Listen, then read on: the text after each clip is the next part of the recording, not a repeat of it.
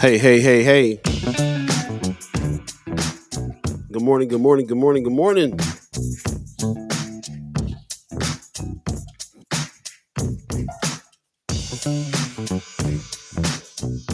Time to wake up. Get up, move your body.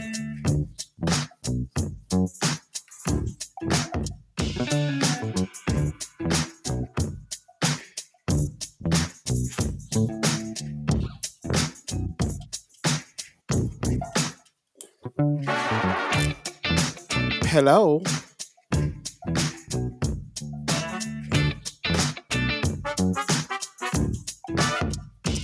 Yeah, what's happening? What's happening? What's happening? Good morning, good morning, good morning, good morning. Tis Monday. What's happening, Pops? Good Monday morning, family and friends. Good morning to you, Pops.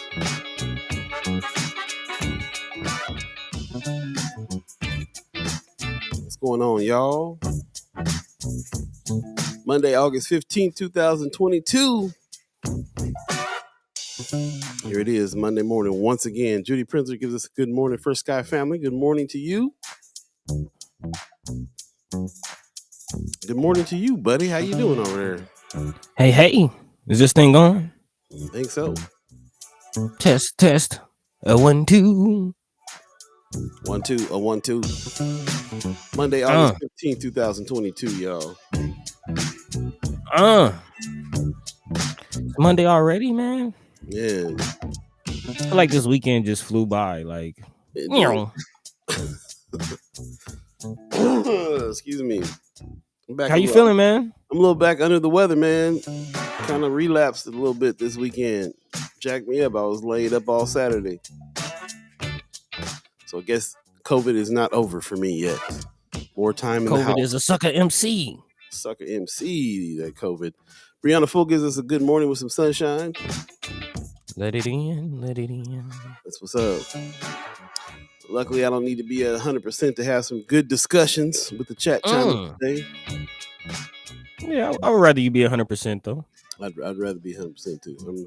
Yeah, man. The point was for us to get out of the studio and go check out some different places, but can't do that under quarantine. So no. Anyway, good morning. It is Monday, middle of the month. It's kind of the hump time of the month, isn't it? Hump month. It's also hump time of the year. Also, when you think about it, kind of is, isn't it? What's going on with y'all? Thanks for getting up so early with us and joining us. Give us some hellos if you're on Facebook. Do us a favor and share the show so we can get as many people talking as we can today. Got lots to talk about, of course, as per usual. Say what? Say get this thing rolling. You know, like you said, got lots to talk about. You got your what bucket you got on today? It looked like birthday cake or something going on. I have a Coke and a smile. Yes. Man, got it from the world of Coca-Cola. If you ever come to Atlanta, please put that on your list of things to do. Please. Interesting. World of Coca-Cola. Huh? Yeah. This is Coke land as far as Coca-Cola. All right. I can see that. Man.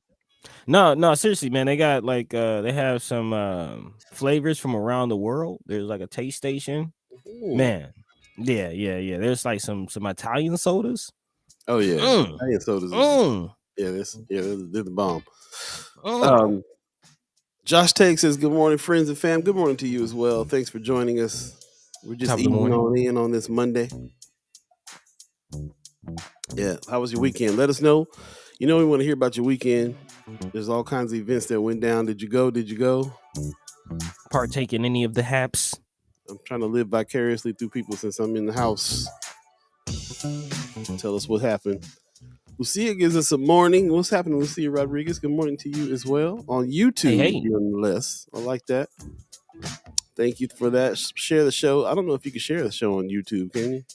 Yeah, you can share it. Not necessarily on YouTube, but you can take the YouTube link and share it on other social media sites and got it. That. I don't know. Maybe you can send it like within YouTube, like as a message to somebody else. Maybe we don't know. Yeah, we should look into those types of things though. We need to be better at that. I think we should for sure. Pop says Mexican Coke is what's up too. Yeah, that's what Okay, I always get. in the glass bottle. Comes in the glass bottle. Use real sugar. Yeah, use that real cane. It's delicious. I'm not Talk a about cane sugar big too. soda drinker this much anymore, but when I do, I have a Coke. Nah, man. I used to be a Dr. Pepper kind of guy. That was kind of that was my steez. But Yeah. I haven't really drank soda like that in, man, about over 10 years. Yeah. I do mineral waters, Topo Chico and stuff like that. I still like the carbonation, but don't really do too much soda drinking. I can't do the carbonation. Only really carbonated drinks that I really fancy still is ginger ale. Okay. Which, correct me if I'm wrong, but ain't that a type of root beer? No, not at all. As a matter of fact, they found out ginger ale is worse for you than regular Coke. Yeah, most. You gotta be careful. You gotta be careful of the types of ginger ale. Yep. Lucia Rodriguez says, I'm waiting for y'all to drop Ghost Listener merch. It's coming. It's coming. Oh, it's definitely coming. I got a whole Ghost line getting ready to happen. Rome's review says canned Coke. That's it for me. I heard that. Stacy McLean, Honeycutt, what's going on? Good to see your name on here. Says good morning. Shout out to all the back to school events our community showed out. Yes. We didn't talk about that Friday at all. We forgot to talk about the back to school events Friday, but there was a ton of them. And so when I got off the show Friday, William King had a bunch of people on talking about it. So I shared the show on Friends of First Sky Omaha, shared the Boss Morning Show, and he was talking to people about all the festivities going on all weekend long. So everybody showed up. And let us know how that went, because I saw some lives going on, and it was like, people were live streaming what was happening, and they were giving away backpacks, and there was food, and there was the booths out where you can buy clothes and all kinds of stuff. It was shoes and everything. So like they went out, they went all out from what I can see. So if you attended any of those back to school festivities or you were part of those, let us know. Let us know how it went. Love to know. Yeah, that's a beautiful thing. Hopefully, the people who needed the things got what they needed. Yeah. Wasn't there something at the Salvation Army over the weekend? Or was that did I miss that? Salvation Army, the shutdown out here in No. Not the one on 30th, not the one. I think that's like 42nd and Coming, I think. Yeah, that big one. Yeah, the big one. Yeah, it shut down. Really? They moved it or something happened to it. Yeah. On 42nd, I know the one on 30th next to the adult shop. I know that one closed. I didn't know there was one there. Yeah. There's a thrift store on 30th next to the Bakers. It was in between the Bakers. Yeah. Not familiar. Anyway, Christy Norgis is a good morning. Josh Tex says ginger ale will start those bets early. The beaties, man. The beaties. Talk about the beaties. Yeah. No, I try to pick the ones that don't have the high fructose corn syrup, but it's hard. It's hard. I saw a meme yesterday. This guy took a swig of somebody's Kool-Aid at a cookout. He was like, "Ooh!" And he held up the cup and said, "Who made the diabetes?" Man, sweet enough? No, it's perfect. it's just right when it's thick. Yeah, man. I'll never forget Pops on John Witherspoon talking about beautiful sweet Kool-Aid. I'll still say man. that. Robert Townsend. Rest in peace, Pops, man. It's Monday, August 15th right now, 2022. Thanks for joining us. If you're just tuning in, we're just clowning. First Sky Omaha in the morning. Paul B, Buddi3 Da Gawd. Shout out to the radio channel. Everybody that's listening on firstskyOmaha.com. The listen button. Had a mix for you 6:30. Let me know how my 6:30 crew is on. Let me know how the mix was this morning. So shout out to all of you that's listening over there. And shout out to everybody that's listening on Facebook and YouTube. Got a bunch of YouTube people on this morning. Appreciate that. Yeah. Top of the morning to you. Let us know if there's any way to share YouTube stuff. We don't know. But we do know you can share the show on Facebook. So do us a favor, share the show on your page so we can get other people that you are connected to that you think would be good to jump in and have some conversations on. on these subjects that we're on today. So appreciate that. If you did that, share the show, and lots to talk about today. We got a couple special guests coming in today as well. Yeah. So we got Bridget Fogarty coming in from the Reader. Man, that's we haven't talked to her, and she's been over in Ireland hanging out, which I'm thinking I'm just like jealous about. I'm like, this people just cloud hopping, and I'm here stuck in this house. I mean, you remember how you got there from cloud hopping. So. This is true. It's the price I had to pay for that cloud hop right there. Yeah.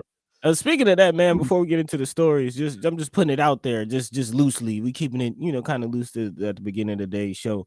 Have you caught the Vibe cover story of the show? I think I sent you the link. I saw the Vibe photo getting shot, but I didn't get the Vibe magazine yet. I got to get it and see what's happening. Yeah. Y'all check out that story, man. Y'all check out that story. History was made. Talking about the Blue Note Jazz Festival out there in Napa Valley that we just came back from. I just started looking through the footage and cutting stuff recently too, so we'll have some material there. Also, I was going to say our other special guest today is Natalia Alamdari from Flatwater Free Press. She'll be on as well. So shout out. So stay tuned for those two that are going to talk about what's happening in the world of news here in Omaha. Tamika Johnson says YouTube can be shared. Okay, I appreciate that. Yep. Yeah, we got a few YouTube watchers. Yeah, definitely appreciate y'all. So yeah, send that link. Tell a friend to check us out.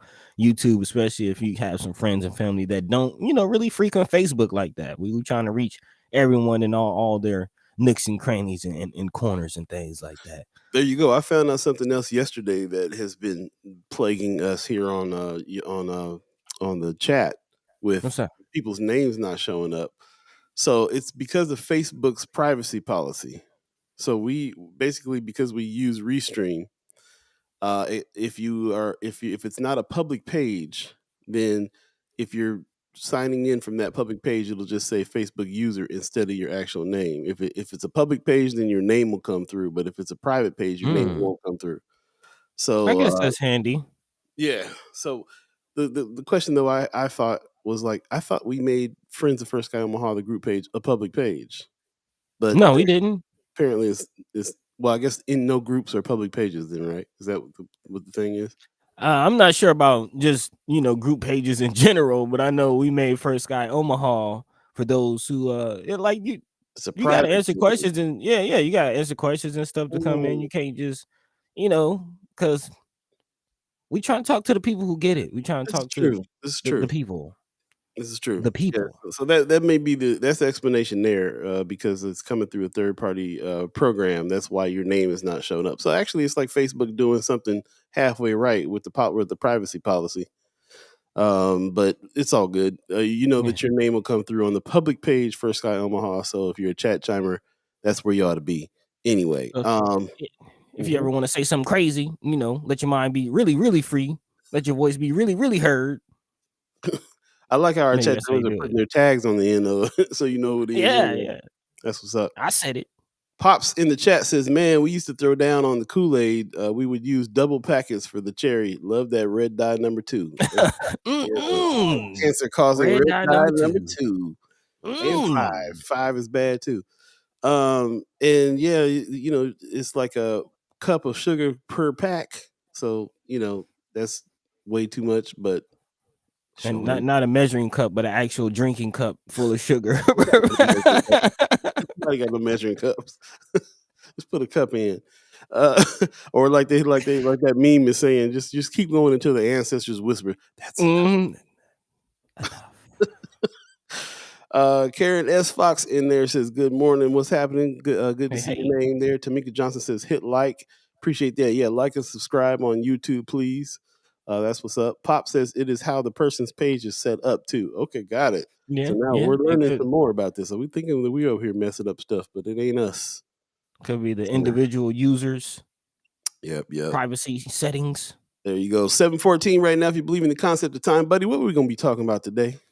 Man, we do got a lot to talk about. As Paul mentioned, we have a few guests coming in as our Monday media roundup, if you will. So we'll be tapping in with them. Also be discussing. Big shout out to everybody who already kind of sparked this conversation on the Friends of First Sky page. That's what we like. That's what it's there for, to start these conversations. And we kind of peek into your viewpoints, and we bring it to the greater group, the greater show. So we'll definitely be diving into this whole coal situation. Again, there is a call to action. There's a meeting coming up on Thursday that we're going to tell you about. If you can make it, definitely tap in and pull up to that, because the future of North Omaha, especially within the next 3 years, kind of hangs in the balance of this. So we'll dive into just all the areas that this is going to impact. Also, speaking of pulling up, there will be a city council meeting tomorrow, continuing discussions on the city charter changes that were proposed. Again, several city charter changes and proposals are on the table, and this is an opportunity, one of the few last opportunities for the public to weigh in, let their minds be free, let their voices be heard on that situation. So we'll definitely dive into that. Also, and there's a few articles talking about, we'll continue our conversation really on health with women. There's actually a story from NPR talking about how $6.7 billion with a B $billion in medical debt has been wiped out. So we'll dive into a little behind the scenes, a little info on that. And then, of course, as always, if there's anything on your hearts, your minds that you feel like we should be talking about, feel free to let us know. We'll dive into that. And of course, keep that conversation going. That's what it's all about. Each one teach one. Let's inform each other. Let's teach each other. Let's have this conversation together. But also, if you're not joining the conversation, big shout out to all the ghost listeners out there that's just tuned in, letting their mind be free and, kind of soaking up game, if you will. We appreciate you all the same. Without further ado, let's get this thing rolling. Paul B, Buddi3 Da Gawd. A big shout out to Still Star Trek Rich and the squad. We're not live from Weberize, but it's all love. It's all love. Yeah, here we go.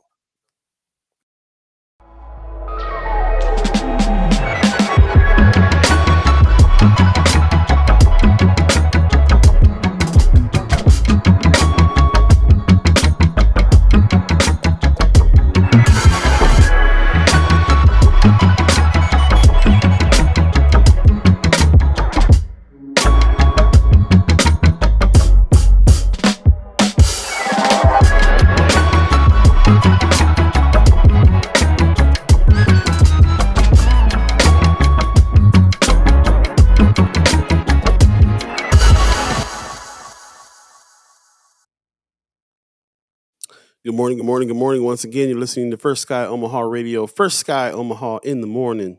In the morning. Paul B, Buddi3 Da Gawd, live from the void. It is August the 15th right now, middle of the month already. And it is a Monday. I don't know if you guys are feeling like it's a Monday. I'm feeling like it's a Monday for sure. But that's been happening every show. For some reason, I've been feeling like Monday every time for me. So I don't know what's going on.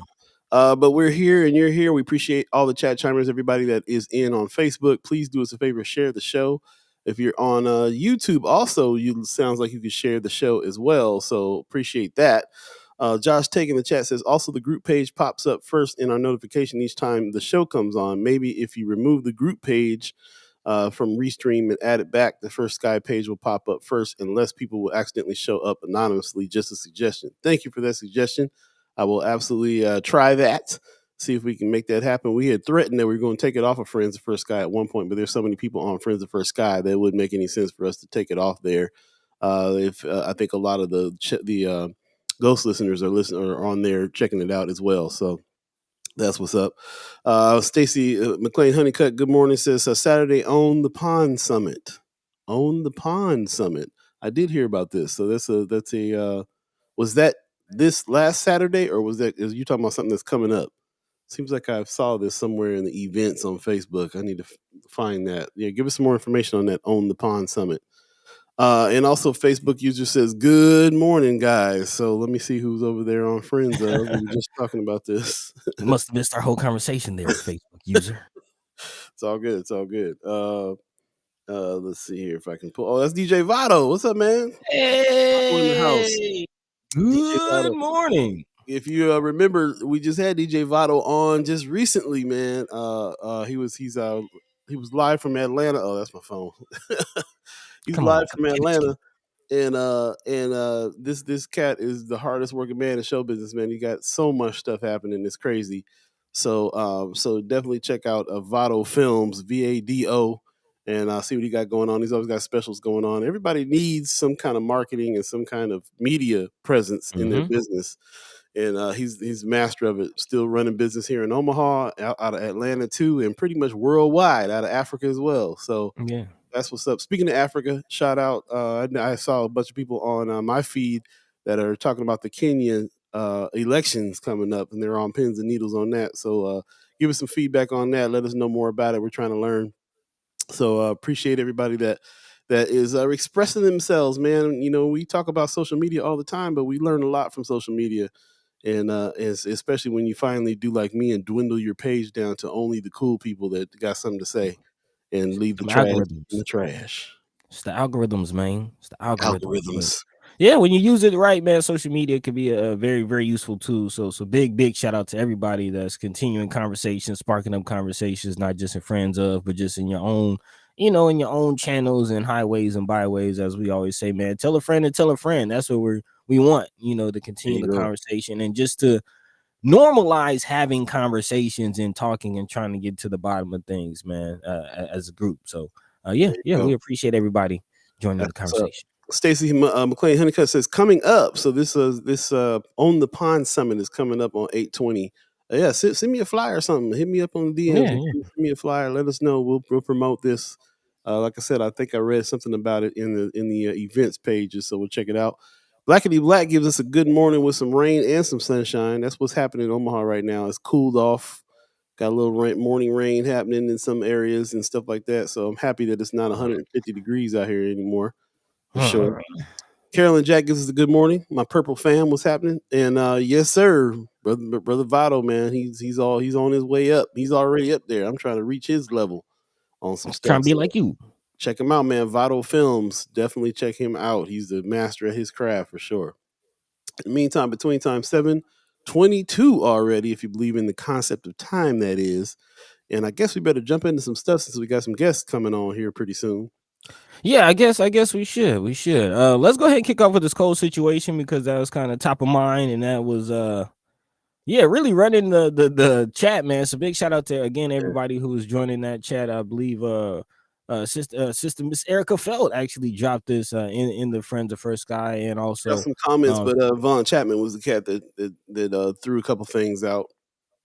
I mean, there's a few people joining into this conversation. Actually, Keatron Zykel doing her job, driving some links. Actually, shout out to Noise for writing a pretty good article on this and interviewing brother Chris Williams, who's a part of the OPPD board. I think he's the one who represents North Omaha and the North Omaha district. But for those who don't know, earlier last month, June 14th to be exact, the OPPD committee announced that they will be extending the current operations of the North Omaha station through the end of 2026. Now, for those who aren't familiar or don't know, there is a OPPD power station in North Omaha, very close to the Mormon Bridge River, Dodge Park area. Okay, so wait. Let me back up for a second because I didn't know nothing about this. So you're saying that what we're talking about here is that there is a coal plant burning coal in North Omaha that has been doing this they've been here for a while. Yes. Okay, so that's number one for me. Number two is what they're talking about doing is continuing to burn coal for another period of time.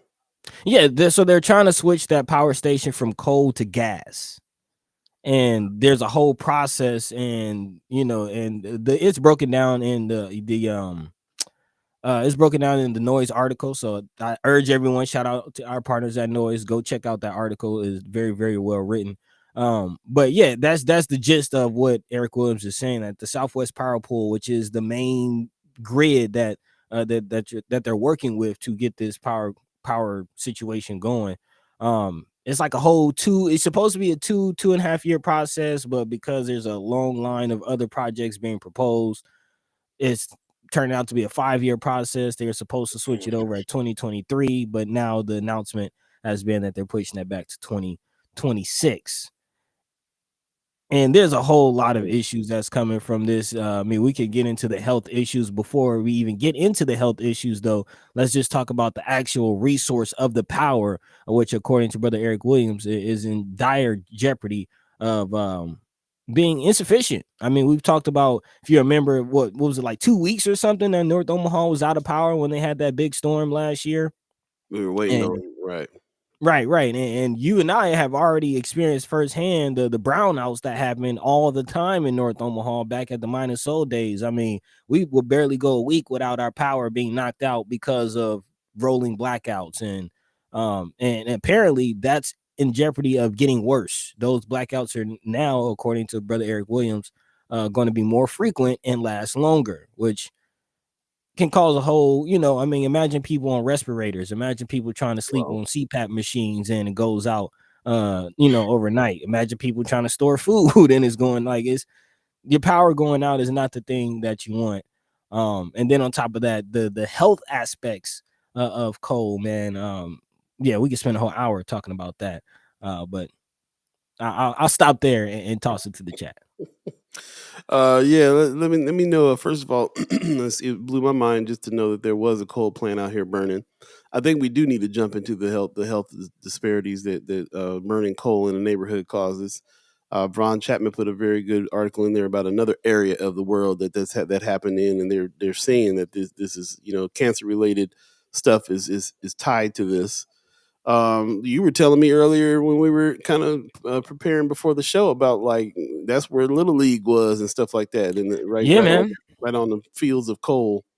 Man, right on the fields of coal. There's actually a couple cats in the NFL right now that sharpen their cleats on that field, if you will. Yeah, man. A lot of Little League games were played right next to that coal field. Yeah, man. If you ever been to I think it's called Rehab Lounge. I'm not sure. It's a bar. It's actually the bar where Sergeant I'm drawing a blank. LaFleur was Oh, you robbed talking and down shot. there off on 30th, like in the Florence area, like Yes. The coal plant is like right behind that. It's like literally right behind that bar. So, when we started Mind and Soul in 2016. I don't think I've talked about this yet in all this time. Really? Yeah, I didn't know there was a coal plant, bro. Like, so here's the thing. Like, there's on the sides of the family that live in Nebraska. They've been living in North Omaha this whole time. Like, there's some serious longevity in my mom's side of the family, my dad's side of the family, that has been living in North Omaha. So part of the thing for me is like that's one of my kind of my concerns, like environmentally. Are you living in an area that's like cancer prone because of overhead lines, coal burning, all kinds, you know what I'm saying, all kinds of stuff, lead in the grass, all kinds of stuff. So this would have been something that would have been on my radar big time to learn, and I had no idea until these articles are popping up. You've if you ever go like to the, I think it's closed down now, but it used to be the DMV on 30th, like North 30th by the No Frills and the Bakers. Yeah. Just if you're in that area, if you're ever in that plaza, just look up to the northeast. You'll see the stacks. You'll see the stacks, spewing that stuff out. Josh Tagg, yeah, that's what it's called. Power Park. That's the Little League. That's the Little League field. He says my little brother played for Little Vikes at Power Park. Again, there's several people in the NFL right now that played for the Little Vikes in that area. But my introduction, you kind of talk about your history. My introduction was being in middle school and being a part of the Lead Coalition, going from school to school, teaching about lead. There was a play that we would use to educate students about the dangers of lead and the effects that it has on the developmental brain if kids playing outside in lead ridden soil and things like that. Actually, at NorthOmahaHistory.com has a whole breakdown of fast facts about lead poisoning in North Omaha. And apparently Omaha had the largest copper smelter in the country for more than 100 years. Wow. Omaha also had the largest white lead smelter in the country for 20 years. Lead literally fell from the skies onto the lawns of thousands and thousands of children for more than 130 years. As many as 100 businesses contributed to lead poisoning, specifically in North Omaha, and more than 25,000 properties have been tested in North Omaha since 2000, and at least 10,000 homes as a result, had enough lead to be cleaned up. Now you talking about lead, but they also talked about coal, is what you're saying when you were doing like going to the neighbors, warning them about the environmental hazards. Yep. That's crazy, man. And to your point, the dangers of it in Orlando, they're dealing with that firsthand. Big shout out to, I believe, Brother Vaughn Chapman for bringing this to our attention. Residents of East Orange County, they actually went as far as filing a lawsuit just recently, alleging that Orlando's coal-burning power plants have poisoned their homes and public spaces with metal, chemical, and radioactive residues that have triggered a local spike in rare cancer cases. An area spanning about 30,000 residents and 15,000 homes, very close to that same sample size that I just mentioned in North Omaha, including the communities of Avalon Park, Stony Brook, et cetera, all identified as harmed in the lawsuit. Yeah, man. That's what I'm saying. I mean, that's how serious that is. They're going to talk about what it can do, spikes in cancer and all kinds of things for it. This is the same situation. It could end up in some litigation if people are paying close enough attention to it. I think they're probably, now we're going to look into it and probably find out that they've already tried to fight this stuff, which is the reason why they're talking about changing it. And then I can't help but think about Biden's bill that he's signing now, this environmental thing that he's doing, and this is all part of like why they need to change it to gas, like you were saying.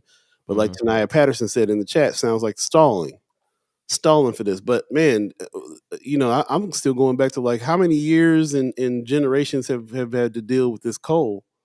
And how many families that have been in North Omaha this whole time and just been breathing in coal dust or whatever, like this could end up in some kind of litigation because it's that serious. And if nobody's talking about that, then I think we probably should.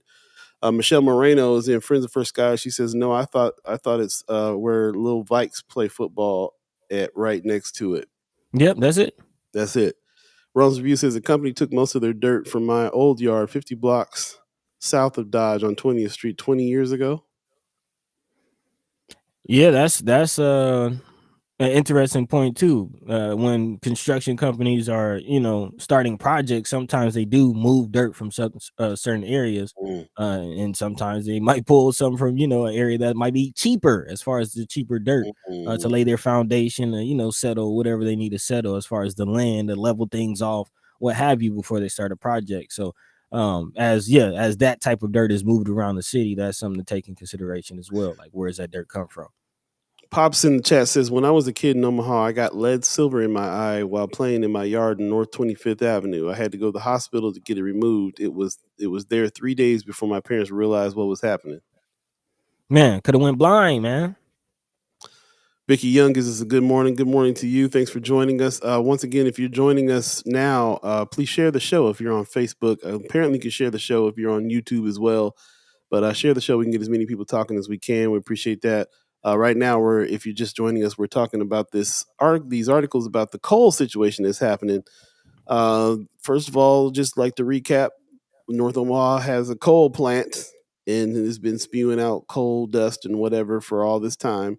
Apparently, they were told that they need to change to gas. They had promised that they would, and it was supposed to happen like in 2017. I think I read. And they've been stalling, and they're stalling again, and now a vote is getting ready to come up about whether or not they're going to continue to burn it for another 2 to 3 years. And apparently that's happening this week. Yep, Thursday. So tell us about that. So Thursday, what exactly is getting ready to go down, and how can we be a part of it and be a part of speaking out on it? So Thursday is the next board meeting for OPPD. And this item is anticipated to come up on discussion at this board meeting. Public can submit comments online. We'll post a link in the chat for you to do that. And that's kind of where they are in this process. Eric Williams breaks down kind of a 5-level hierarchy of how they handle these types of proposals, and he says level 1 is this sharing of information, releasing of articles, announcements, engaging with the public, allowing them to give feedback.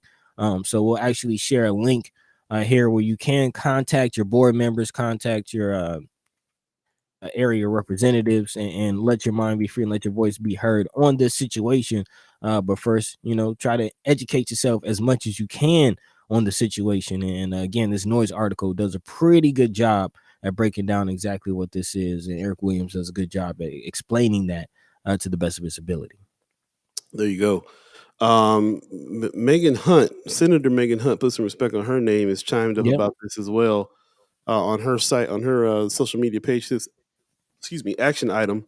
Omaha Public Power District has promised for years to retire its North Omaha coal plant by 2023. The coal-fired power plant has been a major source of pollution and health issues in North O area for years. Now OPPD is reneging on those promises and plans to make a decision to keep burning coal at the plant at this meeting, and it's meeting next Thursday, August 18th. What to do? Contact OPPD board and urge them to vote no on the proposal to continue burning coal at North Omaha. At the very least, urge them to delay their decision for at least a month to allow opportunities for public input. As a publicly owned utility, it's OPPD's duty to provide more information to impacted residents, hold public forums, and explore mitigation plans or alternatives before making this decision. She says she puts a link in there to contact management. Continuing to burn coal in North Omaha has serious health consequences for our neighbors while sending millions of tons of CO2 into the atmosphere, further aggravating the climate crisis that we're already seeing take its toll in Nebraska in the form of droughts, floods, and extreme temperatures. Contact OPPD board today. So here is the link that she put in this announcement. OPPD, this is so you can contact OPPD's board, urge them to vote no on the proposal to continue burning coal. So as you can see, there's people who are here trying to say here's an action item for us to get busy on here. Man. Yeah. Reach out, and I'll make two final points on this. First, the theme is follow the money for this episode, and I am going to do more research into who these private developers are, but according to Eric Williams in this noise article, he mentions that a large part or a big reason why this is going from 2023 to 2026, and there's such a long process for the proposals to get approved, and why they're, because again, the holdup is they're trying to get the proposal to switch from coal to gas approved. And because that proposal is taking so long to be approved, they have to extend it for 3 years. That's what it's about. But the reason that it's taking so long is apparently there's a bunch of private developers who's just throwing out a whole bunch of like tons and tons of renewable energy projects that are super cost efficient. They're supposed to be super cheap. But sifting through all of those proposals is what's taking so long. And again, I'm not explaining it as well as Eric Williams was. But a big part of it, of this whole process being so long, and the stalling and the kicking the can down the road, is all of these private developers throwing in these proposals and trying to get these cheap renewable private energy projects passed. I mean, so they say. It sounds like a bunch of feet dragging to me. Anyway, again, according to Eric Williams. And then my final thought on that is, this is why I've been so adamant about health as a racial disparity as recognized by Douglas County, why I'm so adamant about them doing something about that plan. Yeah, because cover this too. Yeah, it would definitely cover this. And I'm pretty sure there's some aspect in their plan to address this, which is again why I'm so adamant about not letting that plan just fall by the wayside and be another symbol or another performative act. Very true. Tamika Johnson brings up a good point over on YouTube. Definitely want to highlight this. She says a lot of us work in the power plants. So that's another thing to really consider. If there's a lot of people in our community that work in those plants, and we're doing all this work to try to get them shut down, then what does that mean? Does it or if they're going to switch over to gas, are they going to be able to keep their jobs? So definitely something to keep in mind as well. We can't not keep that in mind. It has to be something that we look into as well. The employment impact of the plant in North Omaha, because this is in our area. So this is something to really take a look at too. I appreciate you bringing that point out. a lot of us work in the power plant. So how is this going to affect things if we are getting to the point where we can shut that down or make them speed up this transition to gas? Are people going to be able to keep their jobs if they can? Definitely another aspect to look at. It's very important. 7:40 right now, buddy, is deep into some research. I can see you got the deep research look on your face. Yeah. I was kind of just wrapping up, looking at what actually Brother Eric Williams proposes in regards to. He says, I would like to see us focus on distributed generation, meaning solar on homes and businesses, and maybe even battery storage on homes and businesses. Those are much smaller projects. They are much less expensive to deploy individually, and they interact with the electric grid in a slightly different way. So personally, those are the types of ideas that I would like to see pushed to the forefront as we continue this conversation. I would too, and I also have to marry that with what Biden is doing with this whole this huge bill. He's getting ready. He got another bill coming. That it's a huge environmental bill, and as a matter of fact, I think there's an article in the Airtable on it. It's about how it will affect people with homes, and whether or not you have access to solar and so on and so forth. So there might be some money there for you to be able to change out things for your home coming up from this new Biden bill, and then that Eric Williams' idea can come to fruition there a little bit easier if there's some money behind. Helping people upgrade their houses that way and all that type of thing. So yeah, man, might be something to look into. Vicky Young in the chat says it's imperative that North Omaha speaks to this issue. Omaha NAACP leadership met with OPPD board members and leadership regarding the health issues related to the coal plant emissions. Certain promises were made to reduce those emissions. Now they're trying to renege. We must hold them accountable.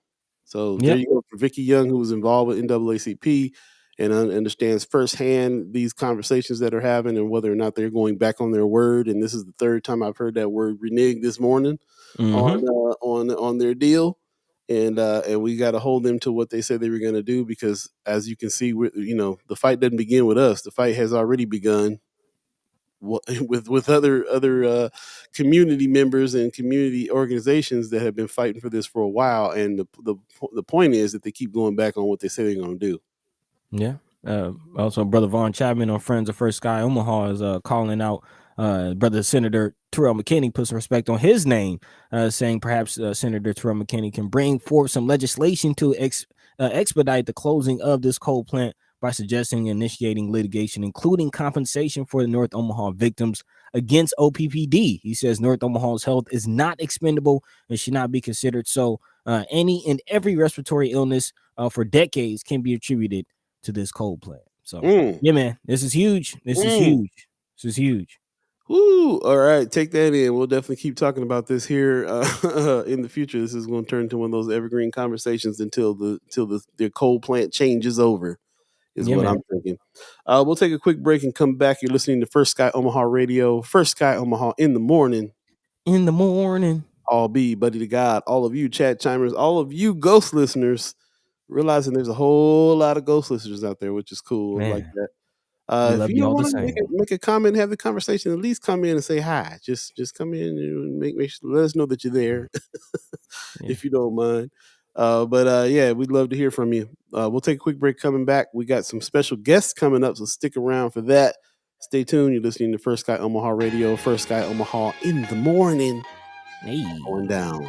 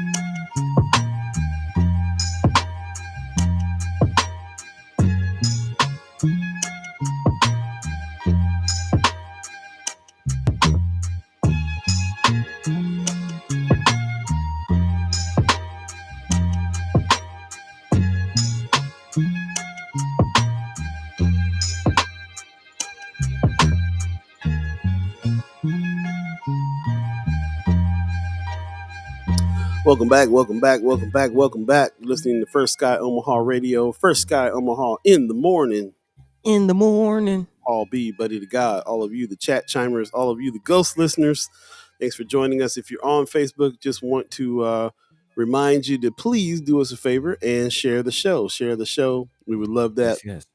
If you're on YouTube, apparently you can share the show on YouTube too. I never knew you can do that. So we'll see what's happening there. I'm not really sure. But yeah, appreciate you coming on through. Pops in the chat says, as for the tactics of the coal plant, it's called moving the goalpost or kicking the can down the road. Trump's been doing it all his life. Yep. That's all they do is move the goalposts, kick the can down the road, change the rules. That's what I'm feeling. Yes. So that's what excuses are excuses. What I really feel like is happening is that they're using every excuse they can to keep on burning coal in North Omaha, in Nebraska. I mean, like poisoning the people. Yeah, when you think about the politics of Nebraska overall, how many people are all for bringing coal back, like how Trump used to talk. Man, we're gonna bring coal back. Okay, all right, stop it. Yeah, real funny. We do have a special guest in the house. It's 7:46 right now. If you believe in the concept of time, and I'm hoping that I didn't. Well, we'll talk about this in a minute. But first and foremost, we do have Bridget Fogarty coming in from the Reader, straight off the plane. What's going on? How are you this morning? Good to see your face. I'm doing well. I'm going to stay dry on this rainy, beautiful, dark morning here in Omaha. How about you guys? Yeah, I'm hanging in there. I'm still down with COVID. I'm on that kind of upswing, hopefully though, and finally get out of this house. But overall doing well. Happy that it's not 150 degrees outside anymore. So that always helped me. So yeah, you missed that, Bridget. You missed that. Yeah, I'm glad to hear you're feeling a bit better, Paul B. Yeah, this COVID's no joke, and it stays no joke. But glad to hear you're feeling better. Thank you very much. Appreciate it. Tell us where you've been, because you've been out of town. Yeah. Well, actually, I've been in town, but let's see. 2 weeks ago, I was able to take a vacation, and I was with my family.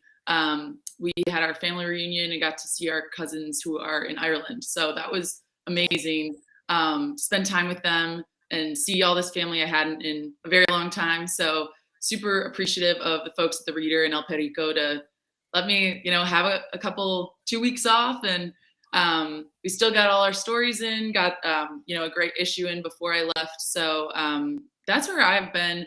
And then this weekend I had a friend in town, and I'd never been over near the river before. There's a riverboat you can go on. I've just learned, I think it's Omaha's best kept secret.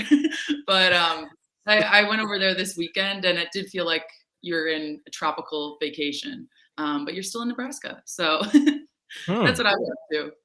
Oh, okay. A tropical vacation in Nebraska. Right, got to see about that. I don't know if I might have missed that one. We have all these different river cruises, or different, they had a band going on, and I was trying to see what's the most interesting, something I haven't done, and something that my friend who's never been to Nebraska hasn't done, and so kind of spun the wheel and landed on Beatles cover band on a river on the riverfront. So okay. You know what? You just reminded me. I did go on that one before. I remember it now. As soon as you said Beatles cover band, I remember that. I missed that one. I missed it. Yeah. It was the first time I saw the river. Was really the first time I even got close to the river. Was being able to go up and down on that boat. So that was a trip. Yeah, I mean, maybe there's a First Sky Omaha riverboat trip in the future. I mean, take it off land. Hip hop river trip. I'm down with that. Sounds pretty good. Sounds like my forte. But again, in the midst of this, you did mention that some work was done, some work was completed. So kind of give us an update on that. What are you working on? I think we did just talk about your recent article on food security in South Omaha. So just kind of give us an update with all things El Perico in the Reader. Yeah, so we did get some work done. I would say, I mean, I'm a bit biased, but I do feel like this our August issue is one of my favorites so far. So yeah, the August issue, I've got 2 stories in there. One, as you guys have, I think, talked about, on a previous First Guy show, I featured, I did a house visit to a Siembra Salud, the Siembra Salud program through the Latino Center of the Midlands. Basically, they have college and high school aged students from mostly from South Omaha who are Spanish speakers go into families' homes who are participants. They go in about every 2 weeks, help them build and grow their own community, their own home garden. And if they don't have a yard themselves, they'll give them a community garden at a local plot. And then they also kind of have those house visits open up conversations to health education. So whereas I believe it's 1 in 5 or 1 in 6, I can double check on that, Latinos in Nebraska say that they don't visit the doctor because of costs. This program actually, sees that disparity compounded also with more Latinos living in neighborhoods that are food insecure. And just, seeing that lack of health education paired with food insecurity, they wanted to find a way to really alleviate those disparities by meeting folks in their home and bringing them this, culturally relevant and linguistically relevant conversations into the home. So I got to visit for one of those program days and with Zoraida Lasaka and her family. It's really amazing. And that is kind of the outcome of my story that's in the Reader. And then my other story for El Perico, I got to visit with Patricia Paniagua, who's an incredible person who works at One World Community Health Center. But I got to speak with her because she told me a little bit about her experience working towards completing the GED. So she herself grew up in Guatemala, moved to Omaha, I think 2018, didn't speak English. And though she completed her high school diploma in Guatemala, she wanted to see what other opportunities there might be.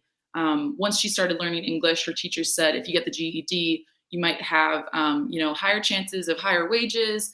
If you want to go on to, higher education, there's an opportunity for that too. And so she kind of just went for it. And I got to spend the day talking with her and her family. And that was a really great story to do too. So we got a little bit of everything. Outside of my stories, Chris Bowling did a story on, I believe he was looking at for this last one on, reentry after for different programs for folks who have been incarcerated. And he's working on more criminal justice focused stories for this next round of the Disinvested series that we've been working on at the Reader. And the last story that I'll shout out is one of our interns for the summer, Sydney Johnson. I haven't been able to read this story yet, but I'm really excited to. She did a story on just how common the flooding on Saddle Creek Road has been. And she interviewed a couple different people who've had different experiences. We've all had different experiences with flooding in Omaha, but it's really interesting to see, how far back. She's got some photos of like the construction at Saddle Creek and Farnham Streets in 1934. She got a couple different photos from History Nebraska to see really like how far back some of this flooding has gone and, what the future of Saddle Creek Road is. So those are some of the stories that you can find in the August issue. I'm seeing them all around town on the newsstand, so they're definitely available. And always free. So pick up a copy or 5. Yes. As you see, plenty of things to dig into in the latest issue of the Reader and El Perico. Reminder, as you can see, they are kind of front and back. They're connected. So definitely you get a 2 for 1 when you check that out. So definitely do that. And there's actually a couple stories in there that are connected. I'm kind of interested in seeing this. The last story that you talked about as far as I'm just kind of drawing a blank. Saddle I Creek. just had a brain. The Yes. Thank you. The flooding. You're all on that flooding. Yeah. I've been heavy on the flood mitigation and the lack of Omaha's flood mitigation plan. And actually, as you were talking, I was just thinking about the flooding that we just saw in Las Vegas. Shout out to Pops. Make sure hopefully you're all right, and all the listeners that have connections to Vegas. I don't know if you've seen the videos, but it was looking kind of crazy out there. There's also been recent flooding in the Midwest, I think in Missouri. And we were just talking about the coal plant in North Omaha, which of course all that CO2 is aiding to again the climate changes that we're seeing in the events and flooding. So I'm glad that your intern, somebody did an article about that, because I've been very adamant about the city of Omaha doing something to make sure its investments don't get washed away. But more importantly, I wanted to talk to you about the food security conversation. That's what we again were discussing here on the show. I had a very interesting conversation about food security, food deserts, and I was kind of curious to hear more about what was the name of that organization again that was helping with the gardens. Yeah, so the organization is Siembra Salud, and that kind of roughly translates to growing health, or like cultivating health, and it's through the Latino Center of the Midlands. So the Latino Center of the Midlands is an organization that's housed in South Omaha on South 24th Street. They have a variety of programs from English as a second language classes. They have programs that they have interns like Siembra Salud. Lots of opportunities both for folks to get resources, but also for younger Latinos to get some professional development, different things like that. So this is one of those programs. Okay, and specifically in regards to the food desert aspect, because that is something that we are experiencing both in North and South Omaha. What impact have you seen as far as community gardens? Because we were kind of talking about how do we get past individual projects and individual efforts of community gardens and the more community based larger projects. I'm just kind of curious, what impact have you seen those projects have? Yeah. So I think that it's been interesting to report on, food insecurity and see that, like with this program in particular, it's bringing the community or the garden to someone's own home. And so it's like in their own backyard. But for a story I did in July, I looked at different community gardens and talked with a couple different folks who, have land or it might have been an old, a lot that used to have a home on it. Now it's a community garden in Gifford Park or in North Omaha. And I feel like it was really interesting to see how many different organizations kind of work together. A couple that I can mention would be the Free Farm Syndicate. They're an organization that has their own plots of community gardens in North and South Omaha, but they also focus on redistributing any nutritious foods that have been grown in Omaha to other organizations. So if you've heard of, City Sprouts or some of the larger community gardens, I think City Sprouts is if not one of the oldest community garden organizations initiatives in Omaha. Any of the food that they don't, provide or give out that isn't taken at, say, like a community garden day where you're getting the harvest, Free Root Syndicate will come grab it and bring it to their stands. And then they're all about making sure that none of that food goes to waste. As well as another organization I would mention would be Omaha Permaculture. They're located in North Omaha. I believe they're just building a community center on, I want to say, maybe 8 acres of land. And they're basically building, now I say that I'm like, I need to fact check that. So if any chat chimers want to fact check that, I know that is my job. So, but basically they've got a bunch of land now that they're building a community center on. And what they're focused on in that community aspect is helping folks with, building their yards. So if you've got, there's like waste maybe on a property near your house, they help remove that, or they help coordinate with the city to remove that. They can help you build a garden plot on your lawn. What they're going to have in that community center now is going to be different, programs. You can use the facilities, you can use the lawnmowers, you can use different things like that. So I think what I saw as somebody coming in and just saying, hey, I'm writing a story about different community gardens. How do you all connect? Do you all connect? It seems like very sometimes informal networks of connection that everybody's just working towards the same thing of making sure no one's hungry in Omaha. And then the caveat of that is, as climate change is, increasingly going to be impacting folks, especially in North and South Omaha, how do we make sure that those networks of care are still there for people? So those are 3 organizations I would mention. And the final one that I would mention is the New American Farmers. They have you guys heard of them at all? No. Okay, so they this is education. Yeah, so they I'll say this this organization's amazing. They're founded by a woman who basically couldn't find the foods that she wanted to from back home. She moved here to Omaha and I'm blanking where it was that she moved from, but she moved from a different country and basically made this collective of refugee and immigrant women who want to, grow their food that they had in their home countries here in Omaha. So they have a large plot of land as well, and they sell that food. She said there's some people that would reach out to her and they would be from Texas, but they'd know that she'd be, growing a certain type of green that they couldn't find elsewhere. And they're like, can you ship it over to us? Like, we just want to have, the food that we would have at home. So I think that that's an important piece too. A lot of these gardens are growing foods that, people would grow at home, but can't find just in your typical Hy-Vee, Baker's, Walgreens, or Walmart. Growing those foods that are culturally relevant for people who, have moved to Omaha is another big thing. That's super interesting. I think that's I would love to look into that and see what kind of stuff they were able to grow here. For those of you just joining us, it's 8:02 right now. If you believe in the concept of time, we're speaking with Bridget Fogarty, writer for The Reader, El Perico, and where's the other place? You write for a Report from America too, still, right? Yeah.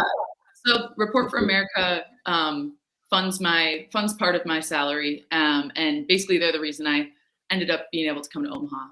Because I said, send me anywhere, and they sent me here. So, well, thank goodness for them. If you have any questions for Bridget, then let us know. Put it in the chat. I do like the fact that you kind of steered this conversation into the talking about food disparities and things like that, because we were just talking about this the other day about what we can do about the food disparities in Omaha, and maybe reaching even beyond community gardens and those things that are important too, but also thinking about the ARPA funds that are coming and how we can use some of those funds in order to kind of get an industry of food growing happening in North Omaha, and in chains of stores and stuff. We can deliver that stuff too. So I love the fact that The Reader is also, that you guys have also dove deep and looked into some other areas of Omaha to find out what they're doing and how that works. I also like the aspect of the articles that you were talking about. They're not just growing food for food disparity's sake, but for health, which I think is a really interesting angle to this. In order for them to kind of push off some of the health related issues and costs, they're doing it by preempting their health with better foods, and that's how they are thinking about solving the health crisis as well. So I think that's really, really interesting stuff. Thanks for joining us. I mean, I'm sorry, you had a comment on that? Oh, I was just saying, it made me think, one really critical part of this program, I think, is that, like you said, it's kind of like a circle. It's like it keeps on giving, because they come and they plant the gardens. They come back and visit and say, like, hey, how's it going? Now maybe let's sit in your living room and talk about, are you getting enough exercise? Like, do you feel like you're able to walk around your neighborhood? Okay, not really. Well, here's some places nearby you could walk to. Or at the visit that I went to, one of the interns, they talked about diabetes and just the higher rates of diabetes in the Latino community. And then they also were able to take Miss Lasaka's blood pressure. And so all of that, it's kind of like a circle of like wellness, I feel like is how I kind of envisioned it. And that referral piece is huge because at the end of the visit, they give a packet of local referrals. And I just wanted to share that I have the stats here, and there's 35 families in Siembra Salud this year, but between 2019 and 2020, that would actually be 2021, interns have made 774 house visits to 75 families. Wow. And they've also referred families to more than 550 community resources. So that's food, that's immigration services, English classes, mental health support. So, even though it starts small, maybe only 35 families can be a part of it. The quality of the care that they're getting is huge. And to the people that I spoke with who, look at the program at the end of the year and kind of give it an evaluation to see how it can do better. They really did say that, it kind of continues, the cycle continues of this new cycle of, being equipped with resources and finding new ways to take care of yourself, like having a garden in your backyard. That's really interesting. I hope that they can move that over to the north side, to expand that over to the north side. All of East Side can benefit from some of that action. So definitely, definitely give us a link or something we can put in the chat on how to get a hold of that organization and support that organization as well, if that would be possible. If you have that handy, if not, we'll look that up and put it in Friends of First Sky Omaha. But definitely check that out. I think that's something worth looking at for sure. So I appreciate you bringing that up. We've been talking about getting this disinvested roundtable happening here pretty soon. Shout out to Star Trek Rich and the Webrise crew. They said that we can definitely put that stuff over there. Thanks for putting that in the chat there. So we'll be talking to you soon and kind of wrapping some of these things up. There's going to be a lot to talk about because you guys have been going really deep with the Disinvested series. I want to encourage our listeners again, if you guys don't know about that, then gather that. As a matter of fact, there's a place. Chris Bowling put a link on the reader site that has all of the articles in the Disinvested series in one spot for you to go dig into and read and look at again. I'm sure I see Bridget typing over there. She's about to put that link in, I'm sure. So definitely hit that and reinvest in learning about the disinvested situation. Yeah, you said it right. Did I say that right? All right. Yeah, so that we can definitely all talk about it. And I still have the names of the people that said they wanted to get down on the round table. So we'll definitely put that in there as well. So definitely check out communityrelay.com. Is that the one? No, that's something else. That's something else. Oh, I'm sorry. Yeah, that's something that I think Paul Philman is over in Friends of First Sky putting stuff in. So we'll have to talk to him about that in a minute. But here's the one that I just got from Buddi. There you go. Solving some health disparities there. That's the link to Bridget's article. And definitely check out the Disinvested series on the reader's website so we can talk about that in the roundtables coming up. So thanks for joining us. Always a pleasure to see you. Thank you so much for having me, guys, and hope everyone has a great morning in the chat. Thanks. It's a pleasure to be here. Thanks for having us. Thanks for joining us. Have a good morning. You're welcome. Peace. All right, we're going to. Whoa, look at that! All right, big faces. Yeah. Hey. Check you out. Hey. A little too close. You playing me close. Yeah, back up off me. We'll take a quick break. We got another special guest waiting in the wings because I messed up everybody's time frame this morning. So I appreciate her patience, and we'll take a quick break and come right back. Once again, you're listening to First Sky Omaha Radio. Oh, no, we don't want that one. First Sky Omaha Radio. Paul B, Buddi3 Da Gawd, all of you, the Chat Chimers, all the ghost listeners. Stay tuned. We'll be right back. It's going down. Don't go nowhere.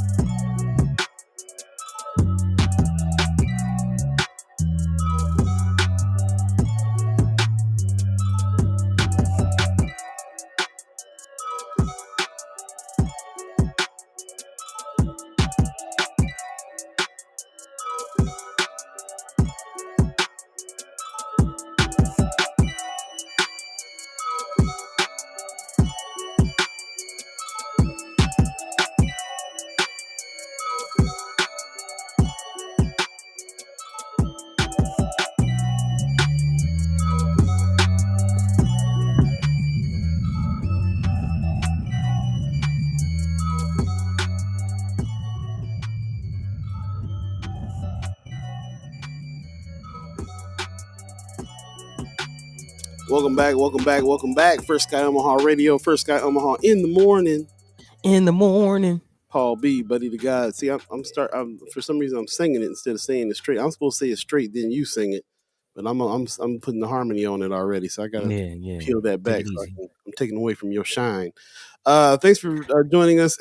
We just put in the chat again. Don't forget we have that meal train going on for one of our own, Miss Erica Felt, who is getting ready to go through some surgery. She had to shut her business down in order to be able to do that and recover. We're trying to raise some funds for her and put some dates on the board for when we're going to help her out by bringing food and so on and so forth.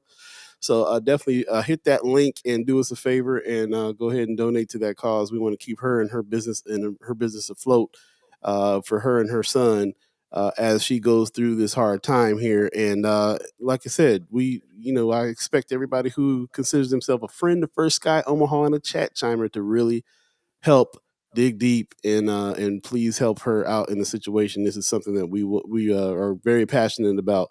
Is we're building a family here, so we got to take care of each other when it's time. So once again, I put that link in the chat there. This is for the meal train. This is a way that you can donate to the cause, financially to help pay rent and so on and so forth. But you can also send gift cards for places like Instacart to deliver food.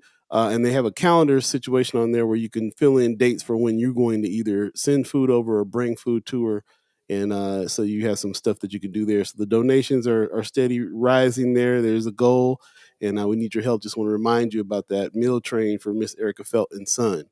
So that's the thing we're doing for from the Chat Chimers to the Chat Chimers, and we appreciate everybody's help in advance. Beth David Wilson gives us a morning listening. Good stuff so far. Appreciate you very, very much for tuning in and checking us out. And without further ado, I've made her wait long enough. Special guest we have in the house. Thanks for waiting so long, Natalia. There she is. Okay, got Hello. How's it going? How are you today? I'm good. How are you? Can you hear me okay? I can. We can hear you just fine. Natalia Alamdari from Flatwater Free Press. We've had her before. We're back. I'm so glad to have you back again. Thanks for joining us. Yeah, thank you for having me. It's been a while. It has been a while. Yeah. It has. I think the last time we spoke, you were fresh from Ukraine, if I'm not mistaken.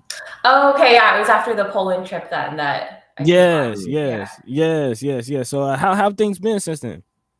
Been good. Been traveling around more locally since then, both in Nebraska and also just popping down to Texas to see my family. Went to Denver for a journalism thing.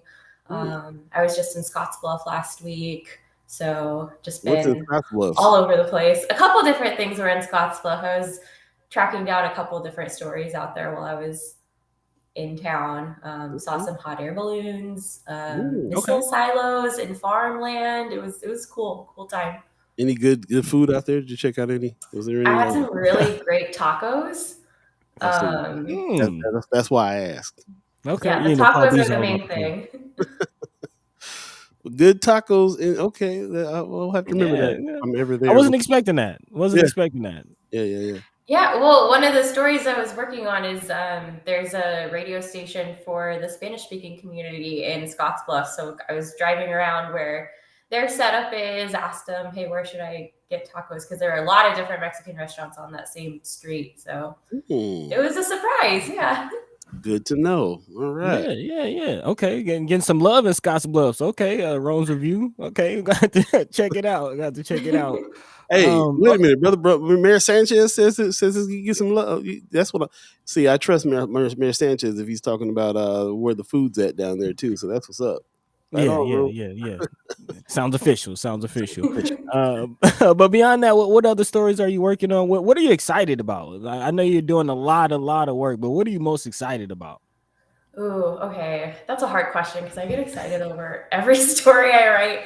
I'm working on something right now looking into, I did not know that there were missile silos in rural America, and I found that out in connection to like a wind energy kind of project. So that's something that's really exciting me right now. It's just like this really weird rabbit hole that I've been going down. How did wind technology lead you down into nuclear silos? I kind of don't want to spoil it, because I might want to talk more about it on a later day.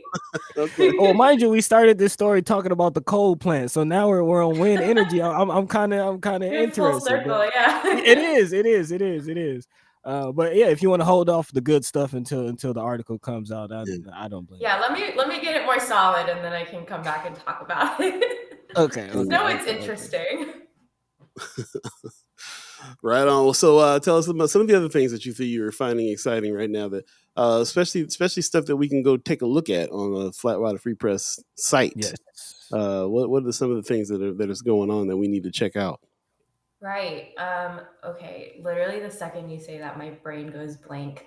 Our awesome interns have had some really great stories this summer.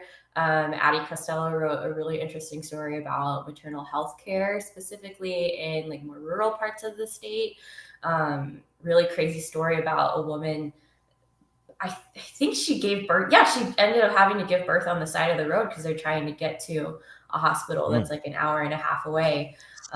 So that one was really interesting. Emma had a really cool feature on this waitress at an Omaha restaurant that I'm forgetting how to pronounce the name. But this woman has just like hung out with so many different rock bands throughout the years. So it's just like this crazy little story. Lots of really good stuff. I think we had a really good education story a few weeks ago about the Mind Polluters documentary, which is basically like people talking about like grooming conspiracies and things like that. And I kind of helped out at the last second with a few interviews for that story. So lots of really good stuff. And we've got lots of cool stuff planned too. So it's exciting. That story that you were talking about, the lady who rode the rock and roll bands from groupies to Gorats. I thought that was that title was like, what? Oh, is that the name of the restaurant? Gorats? Yeah. Gorats. I always forget how to pronounce it, and I didn't want to say it wrong. But that title struck me. I was just like, wow, they went there with that. I love it. From groupie to Gorats. Okay. Gorats is famous for being Warren Buffett's favorite restaurant, I believe. Yes, and she's the waitress who insists on serving him each time. She's like got staked to that claim. In the chat real quick, Paul Philman is over on Friends of Sky Omaha. He says, thanks for your excellent story on crisis of lack of rehabilitation in prisons. He's our prison, basically our prison correspondent. He gives us so much information on what's going on with the prison system. So that's high praise from Brother Paul Philman there on your article. And yeah, it was very, very deep and interesting articles too as well. I really appreciate you writing that as well. Any of the follow-up happening with any of the kind of prison stories that you started? I think we do want to take a closer look at more programming aspects, because the story that we published last week was really, really focused on the domestic violence piece of things, and kind of got in a little bit into general waiting lists, but there's still lots of questions that are there about, quality of programming, how long it takes a person to get into programs. Just from the people who I've spoken to a lot of parents of people who are currently incarcerated, people who are recently released, that kind of stuff.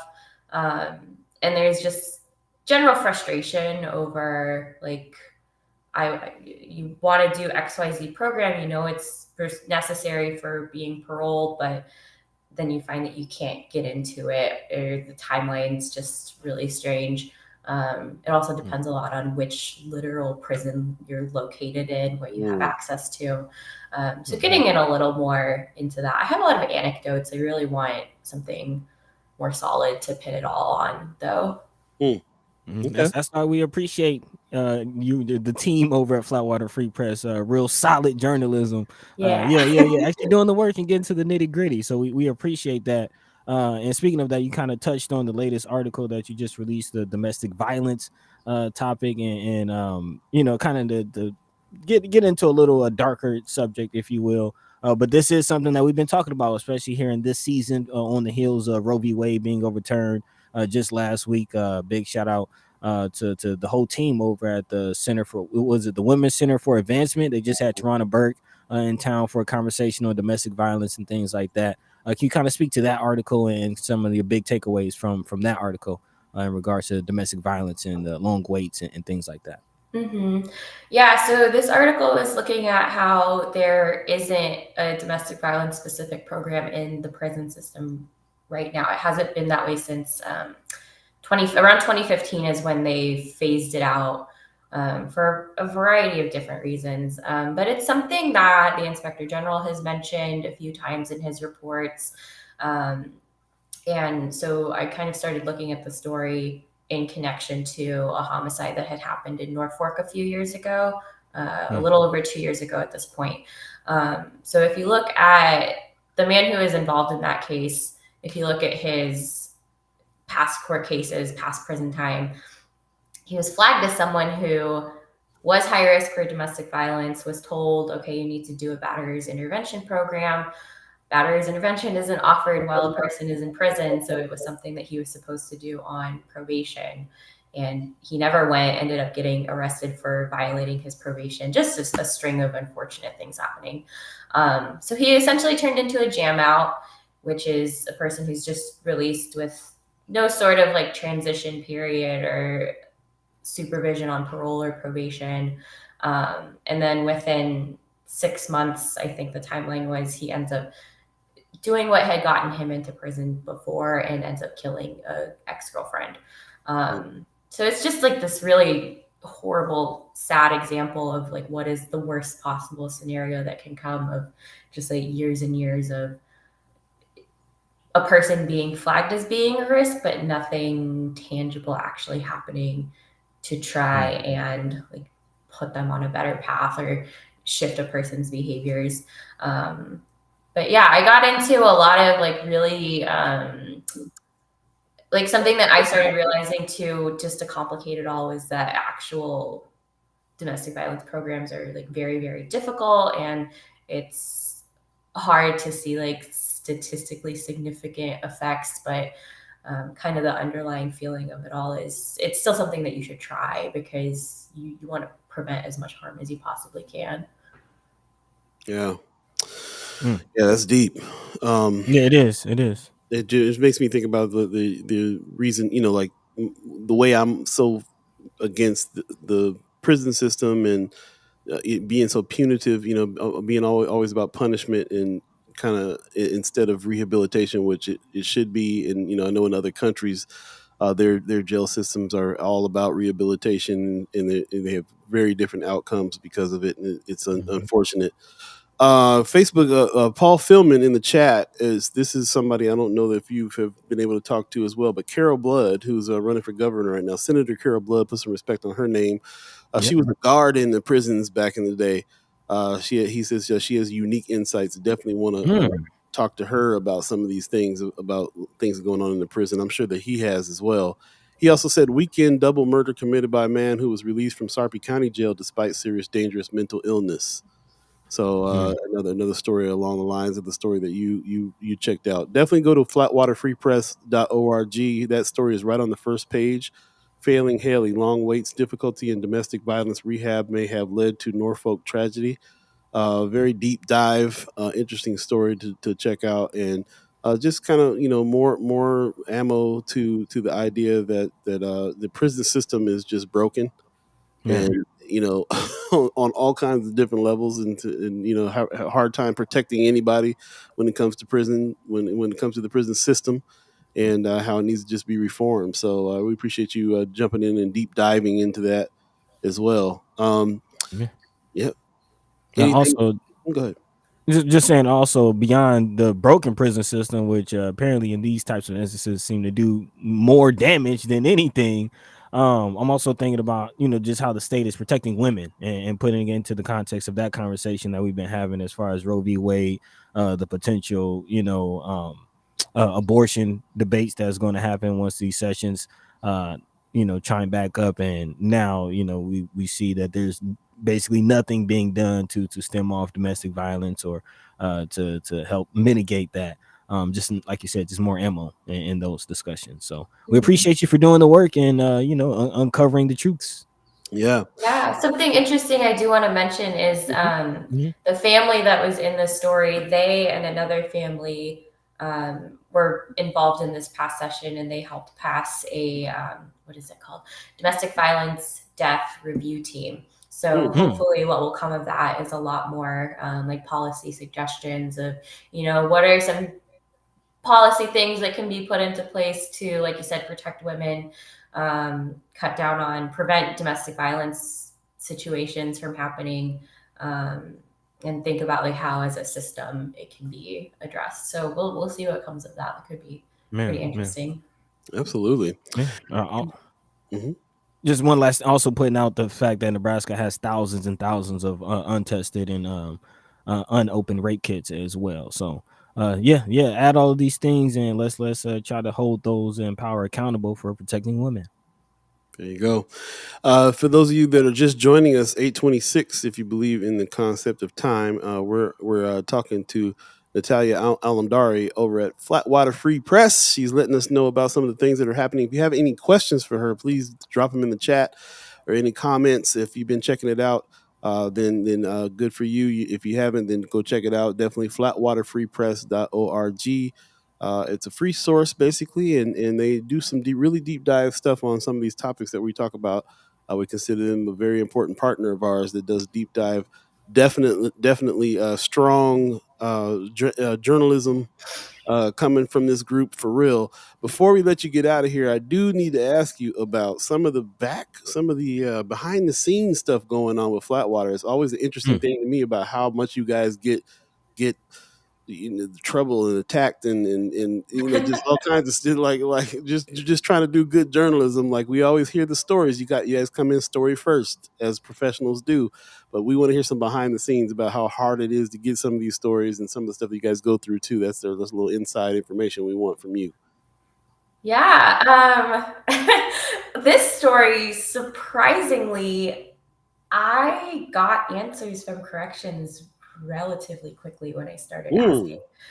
So take whatever meaning from that you will. I don't know.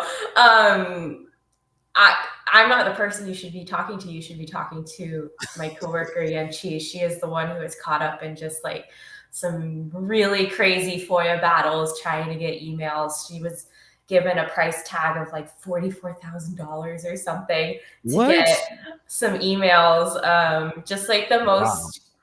I don't know the details of it, but just the things that were told to her about like, here's all the things that have to happen and how long it'll take for us to give this to you, where you read it and you're just like, no, it's 2022. It doesn't have to happen like that. But that is one of the current records battles playing out in the FFP office. I can't wait to talk to her about that. Yeah.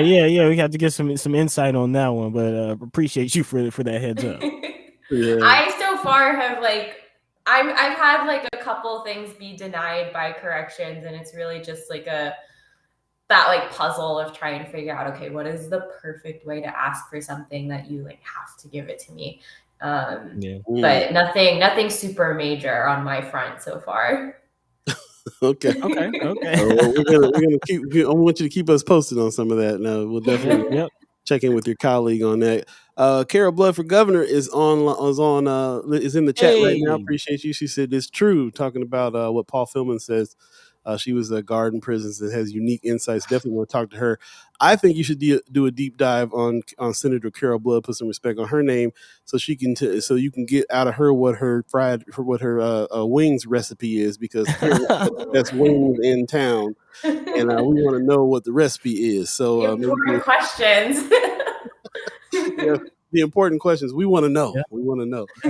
So shout out to Senator Carol Blood for being on. We need new blood, so don't forget that. We got an election coming up in November. That's what it is. Best wings in Nebraska is apparently at her house. So we got to see what's up. I'm Carol Blood for Governor, and I support this message. Let's see. In-depth interview with Dub Kobernick would be insightful. He's seen everything. Okay, so off film and throwing out some suggestions to continue on some of this investigation into the prisons. And as you can see, we got great resources here on First Sky Omaha. So hopefully we can, as partners to Flatwater Free Press, can throw some of those your way as well. So if you ever have anything that you are looking into that we can help with, also let us know as you're in your deep dive with the stories. Or if you need people testimonies from the Chat Chimers, from people that are that we're having these discussions with and that have some experiences, let us know. So just keep your eye on what's going on over here, because we got a lot of help. Yeah, definitely. Right on. Thank you very much for coming through. We really appreciate you as well. Natalia Alamdari, is always a pleasure from Flatwater Free Press. Always a pleasure to have you on, and we can't wait to have you back. Yeah, thanks for having me. Thank you. Oh, wait a minute. We got one question in the chat real quick. Carol Blood says, do a story on why Pillin won't debate. Ooh. We'll pass that along to the people in charge. Pass that on up the chain. Yeah. Like it. Sounds good. All right. Well, thank you for coming. We'll see you soon. And thank you for your cat being really quiet, too. I appreciate you. Yes, the cat was quiet. The landscaping noises outside stopped. Perfect timing. It was great. It all worked out. And thanks for waiting so long for us. Kind of apologize on that timing. Oh, yeah, no problem. We appreciate you. Yeah. Have a good morning. Yes, you too. Bye. All right. Peace. All right. There you go, man. There you go. Playing me close. Yeah, come on. Back up off me. You showing everybody my pimple. We'll take a quick break. Once again, you're listening to First Sky Omaha Radio, First Sky Omaha in the morning. Paul Beee, Buddi3 Da Gawd, Star Trek Rich and the Weberized crew. Still giving them a shout out, even though we're not at Weberized today. But we will be doing a roundtable at Weberized very soon. Disinvested series is coming up. So stay tuned for that and read up on it. Read up on it for sure. We'll be right back. You're listening to First Sky Omaha Radio. Don't touch nothing. Stay tuned.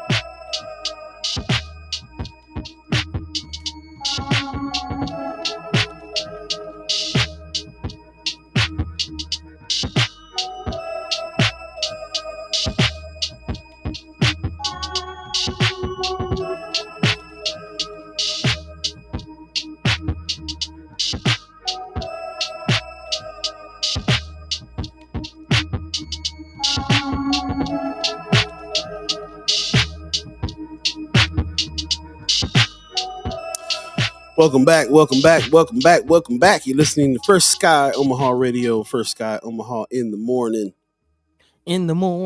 Paul Beee, Buddi3 Da Gawd, all of you, the Chat Chimers, the Ghost listeners, everybody who's joining us today. Really appreciate all of your comments.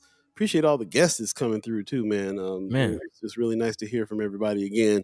We're going to keep doing this on Mondays, where we check in with our partners. And hopefully next week we'll get TD Sanders in from the Omaha Star.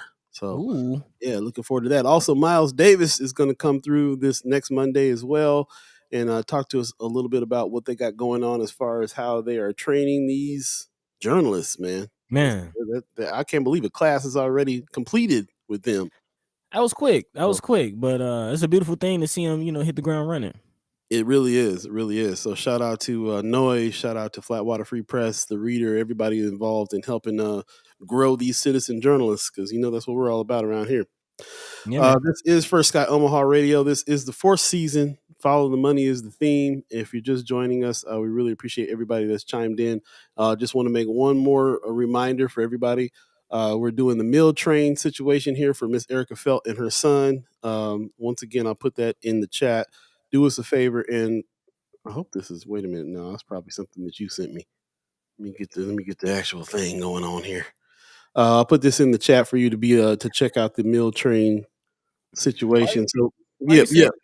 Huh? Sending the wrong stuff. You said it like I be sending the wrong stuff, No, man. no. I'm saying I copied something that you sent in the chat for the Latino Center, and I think that was what I had. No, Uh, it's not. Yeah, anyway, here's the link to the meal train situation. What's going on is Miss Erica Felt, who is a avid Chat Chimer and a friend of First Sky Omaha, is going through a major operation. She had to shut down her childcare business for a few months while she goes through the operation and then recovery. We want to try to help her stay afloat.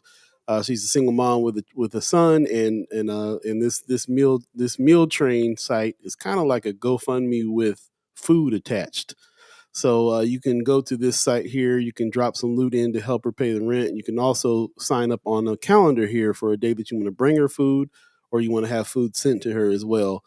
Just so you know, it's hard recovering from a major surgery. You got to cook dinner for the fam. So like this will help that situation out a lot.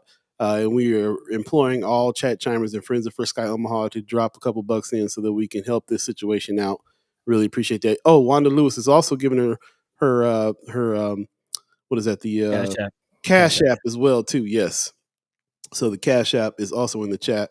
$ Miss Erica with it and then the S, Miss Erica's. So definitely check that out and help her out when you can. Really implore all the Chat Chimers, and if you call yourself a friend of First Sky Omaha, we'd really appreciate it if we did that. And she would do it for us for sure. Mark Manor says, "Good morning to you." Yeah, and you're absolutely right. She's the kind of person that has done that very thing. As soon as I came down with COVID, she dropped off some food and some pillows. She was like, "You need to prop your head up," and I know you're a dude, so that means your pillows are flat. So I was like, I need to call my women friends who knows how to buy the fluffy pillows, because everything I ever have is always flat. She brought me some puffy pillows so I can keep my head up, and I appreciate that. She is that way as well. She organizes these types of things for people all the time. As a matter of fact, sometimes a little difficult for her to accept some help. Sometimes when you're the kind of person that always is helping, then it's hard it's kind of hard when somebody is helping you in the way of you just don't know how to respond sometimes. But she's been doing she's been doing good with responding with thanks and appreciation and tears. And so let's continue to help her and get her past this point. So once again, Meal Train, I'll put the link in the chat. You can also hit her up on her Cash App. And please donate to the cause and help her stay afloat. Man. Yep. Actually, a few people looking at the page, a few people have donated since we last announced it on Friday. So yeah, big shout out to those who are helping and actually looking at the calendar. I might need to pull up a couple days. Some of this food is looking good. Man, I was going to say, +1 on some of the calendars. Yeah. But definitely big shout out to all who have helped so far. Yep. Right on. It is 8:38 right now, if you believe in the concept of time. Thanks for everybody that's sticking with us all the way through the show here. And, and a special shout out to the ghost listeners. I'm really appreciating the ghost listeners more and more all the time. Once I find out like who's tuning in, who's listening, where that goes, where the conversation goes to. If you guys are finding value in this and taking that value and applying it to the work that you're doing, the jobs you're doing, it's great. Appreciate that very much. Yeah.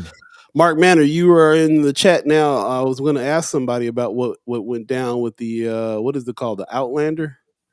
Outlandia. Yeah, how did the Outlandia festival go? I see your posts. Let us know if this is a solid festival that we need to be trying to check out next year as well. I know there was a little bit of a rivalry going on between Outlandia and Maha, just in differences of opinions and styles and stuff like that. So I know you probably went to both. Let us know how that worked out. Is it worth it going to both next year and so on and so forth? I know you were out there slanging records too. How did that go for you? Hey, I heard there were some heads out there. I think Mason Jakes graced the stage. Yeah, I did see Mary out there. Yeah. Okay. I think Marcy might have did something. Yeah, it's a couple heads out there. Well, Marcy was at Maha, but I don't know if he was at Outlandia. I've seen his name on the bill pretty recently, after Maha. Yeah, but brother Marcy's always working, man. Yeah, shout out to Marcy. Yeah. Shout out to Marcy Ace, the Culture House, and everybody who was out at the Outlandia festival. Okay. Out of Outlandia. I like it. Yeah. Try to say it. Kind of a tongue twister. It is Monday, so we have a few haps a little later on. Definitely get your haps together for the little segment we'll do later on. But before that, we got some other stuff to jump into. Mark Manor said it was good. It was well run. The Maha people were on site, and I think the rivalry is squashed. Cool. Okay. He said Marcy was at Pet Fest this weekend. Yeah. Oh, Pet Fest. Shout out to Pet Fest. Pet Fest got a shout out from the legendary Derek Higgins that I thought was awesome. First of all, I think Derek played at Pet Fest. So did Marcy. I saw pictures of them together. And he says, Derek Higgins says, shout out to Pet Fest for bringing the Afro punk vibe to Omaha. So I know Paul. I was like, I'm sorry I missed that one then. Okay. That's what's up, Josh Tag. Yeah, Marcy was at Pet Fest. So apparently there was an Afro punk vibe going on at Pet Fest, man. That's what's up. Man, is Pet Fest, is that Benson First Fridays, pet shops? Is that pet shop guys? Yeah, so they cordon off that whole back the park, right in back of the buildings.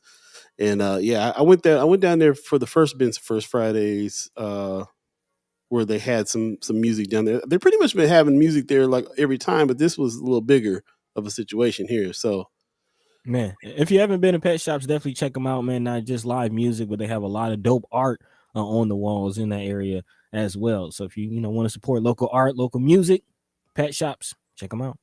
There you go. Mark Manor says Maha will skew younger and Outlandia a little bit older, but having two major festivals in Omaha is a good thing. All right.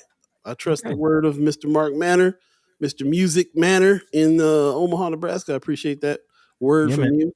Definitely check them out. I'm not a big fan of Wilco, so I didn't think that there was something that I wanted to go check out, except I was mad that I missed Mary. I always like to see Messenger play.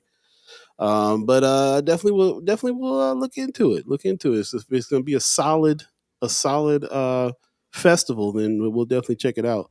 Rome's Review says, I took the time to make a small donation of water and household sporting goods in the name of First Sky. Appreciate you. To the Bryant Center because of Chef Terrence and Shawnee with Island Chill 402. That's the one I've been seeing. Shawnee with Island Chill 402. Huge situations going on out here with these back to school efforts that are happening. They were definitely over there chilling at the Bryant Center.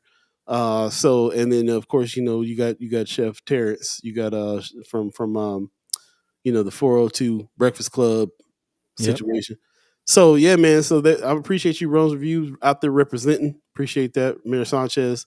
I definitely wanted it. When I saw it was going on, I was thinking it was one of those things we wanted to do. Chef Terrence was asking for people to bring water out to these things.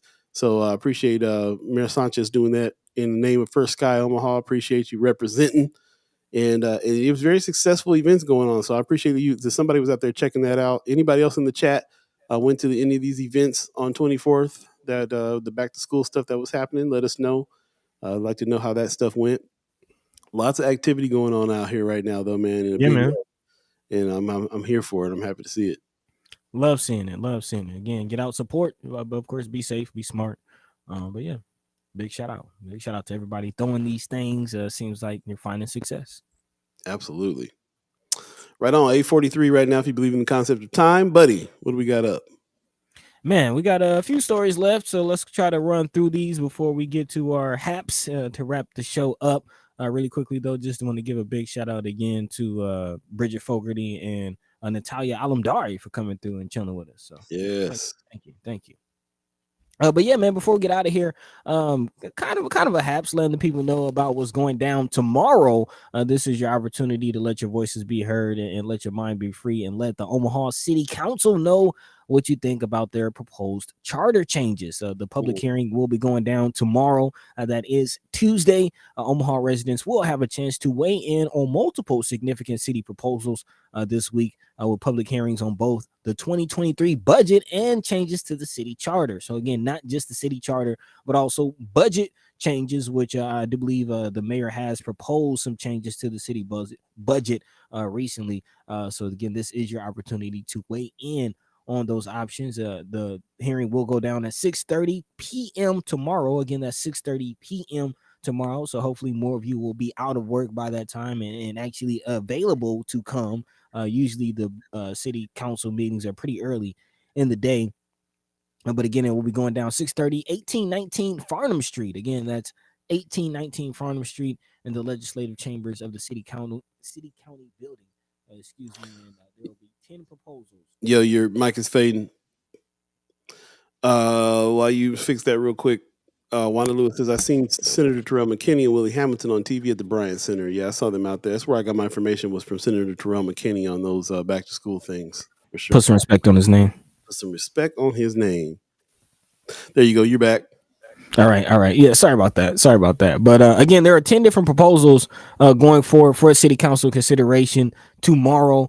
In addition, that clarifies the line of succession if both the city council president and vice president are out of city. Again, that was kind of one of the big proposals as far as who is in power if the mayor is out of town. And now also being added to that discussion is what happens if city council president and vice president are out of town as well. Also, an increase in the maximum amount of money in the cash reserve to 12% of general appropriations rather than 8%. So the city trying to hold on a little bit more of its budget. And then a few other changes being proposed. Also, as a part of the process to fill out a council vacancy, the departing council member cannot vote for the replacement. So again, how city council members are replaced or added, and if there's any changes in the city council is also being discussed. So again, there is that opportunity to let your mind be free, let your voice be heard, and join that conversation. I've read a bunch of opinions in the Omaha World Herald recently about people that are just like, let Jean Stothard do her thing. We all are able to do our jobs remotely, and just leave her alone and let her keep on getting paid. You know, like, everybody's adamant on letting her do her thing over there. So I find it interesting that this group, we all talk about, I don't know, is it, who's in charge when you're gone? Like asking some deeper questions about it. But this is the time to look into it. This meeting on Tuesday. Definitely check it out. Yeah. Also, in addition to the 10 charter changes, also the city budget of the council will hold a public hearing on an ordinance that would allow for the installation of license plate readers by the Douglas County Sheriff's Office. So again, this will allow sheriffs to read your license plates and give them, more ammunition and more resources in traffic stops. So a few things that could definitely impact our everyday life being discussed, being proposed, and now's your opportunity to speak up. And what's that again? Tuesday at what time? 6:30, you said? Tuesday at 6:30 in the city county building. That's 1819 Farnham Street. All right. Let us know if you're able to go. And if you are, take some notes and fill us in Wednesday on the Wednesday show. Appreciate it. Yep. In other news, there's also a Nebraska legislature hearing that's coming up on August 18th. That's this Thursday from 8:30 to 10:30 a.m. Apparently, Olson will brief committees on the findings from the stakeholder meetings, and the committee will begin the process of setting goals and screening criteria. This brief has been scheduled as a public meeting. So again, invited testimony only, but this is a public meeting August 18th, 8:30 to 10:30. This will be held at University of Nebraska's Mammo Hall, which is located at 6708 Pine Street, room 322. Again, that's Mammo Hall, 6708 Pine Street, room 322. There is free parking available in lot 5 if anyone interested in joining this conversation. But again, if I'm not mistaken, this is in regards to one of the development projects that's being proposed. There you go. And that's also, isn't Thursday the day that we can talk about the coal plant as well? Yep. A lot of meetings happening on Thursday, so a lot of things to look into. Oh, that's not the same meeting though. That's a different. No, it's not the same. The OPPD hearing, board hearing is one thing that's going on this Thursday, and then another thing again is the Nebraska legislature meeting. Olson will brief the committee again on the stakeholder meetings, and again, I think this is in regards to LB 1024 and some of the projects and things. We need to get this calendar up. Yeah. A lot of haps, a lot of not just haps, but meetings and things like that. And looking forward to partnering more with Noise and the Reader to get some eyes and some ears in some of these rooms as well. Yeah, and the group out of Chicago that's coming through, the Documenters. Yep. So I'm talking about coming through noise or the reader. Good morning, Miss Erica Felt. She says, if you want a great Monday mood boost, check out Free Movie Mully. Free Movie Mully. Story of a man who lived homeless in adolescence, became millionaire through own entrepreneurial efforts. Then gave up work to support helping thousands of orphan children in Nairobi, Kenya. Watch first 10 minutes at this link. You'll be hooked. Free on Prime also. Okay. Is that Miss E? That it must be. Yeah, let's make sure that's not a spam link. Sounds like a good movie though, even if it is. Yeah, it kind of does. Speaking of that though, just to pivot real quick, we got just about 10 minutes left in the show, and I know Paul, you wanted to put out a filler question. Probably should have did this earlier, but in regards to the Chat Chimers, she didn't say that, so don't put that on her. It didn't sound like it looked like a scam, man. Don't click that, y'all. Don't click it. Sound like that. Yeah, don't click that link right there. After all, although I will be looking to see if Prime got that Mully movie. It might be something interesting. Somebody said they shared it. Okay, one of the Chat. Oh, okay. Well, sorry, Facebook user, we can't see who that was on there. I think if you're on Friends of First Sky or something, I'm not sure what's going on there. Wherever you came in, and it's not showing your name, so. I shared Millie. I know who I is, so let us know. But as I was saying, we wanted to ask the Chat Chimers, which one of you are invested in the stock market? You don't gotta, tell us how many stocks you have, but maybe what stocks you are invested in, or just a simple yay or nay, whether or not you are invested in the stock market. And I personally am. I am invested in several cryptocurrencies and also a few stocks.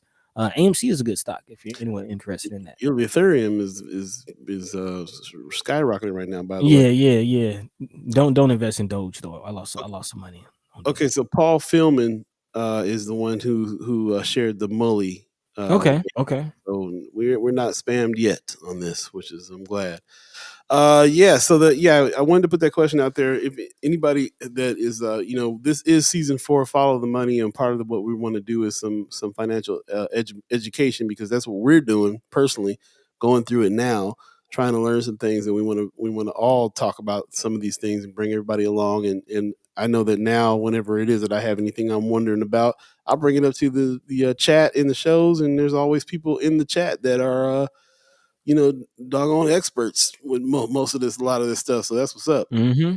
I was in 2020 and made about $700 profit on Target and Southwest, but sold right as they started to tank. Miss E. Okay. It sounds like you have some experience in buying low, selling high, and getting out when you're supposed to, and so on. She says, I need to learn and do better with investing so I might retire one day. That's all of our goals. About. Yep, that's what it's about. Our goal. So that's what we're talking about right now. We want to put that feeler out there. Are you invested in the stock market? Have you invested in the stock market? Do you know anything about investing in the stock market or other areas of investment? Do you invest in real estate? Do you invest in crypto? Are you an investor yet? That's the question that I needed to ask myself a little while ago. Am I an investor yet? And this is something that we're trying to learn and be.